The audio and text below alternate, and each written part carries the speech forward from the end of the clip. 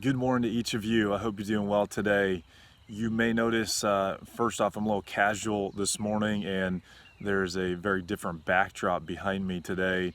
My family and I are in Toronto, Ohio, which is just a little bit north of Steubenville, and we're in Airbnb here with my parents and my two brothers and their families. So I guess about 15 of us total here, and just a beautiful morning, kind of in a rural setting here.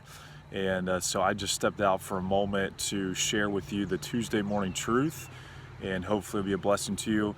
As I have mentioned the last couple of weeks, I've been reading in the book of Ezekiel on Tuesday mornings. And so let me just read a couple verses to you here. And this is Ezekiel 36, verse 25 and 26. Bible says this: "Then will I sprinkle clean water upon you, and you shall be clean. From all your filthiness, from all your idols will I cleanse you." Verse 26 says, "A new heart also will I give you, and a new spirit will I put within you. And I will take away the stony heart out of your flesh, and I will give you an heart of flesh." And I was thinking about God's power this morning. I'm surrounded by some amazing creation, and it's just, again, a beautiful morning here. But I was thinking about God's power and just two ways that we see God's power demonstrated from Ezekiel 36. First off, God has the power to take something that's filthy and make it clean. He talks about how they were filthy because of idolatry, but God can cleanse us. My kids were having a good time just exploring around the woods here. It's a really neat setting. And climbing up these hills, and they really were just filthy last night after hanging out with their cousins for a while. And so, we got them into the shower and got them all cleaned up. And I'm thankful that God can cleanse us from the inside out. And what's dirty, God can make clean. And sin makes us filthy, but God has the ability to cleanse us.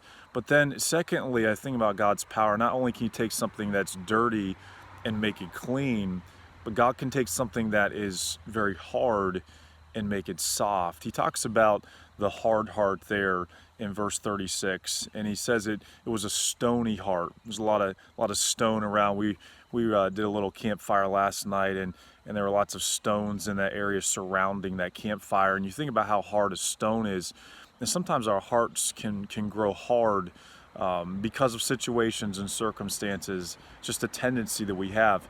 But God, through His power, can soften us. And He talks about the new heart and the soft heart that He can give to us.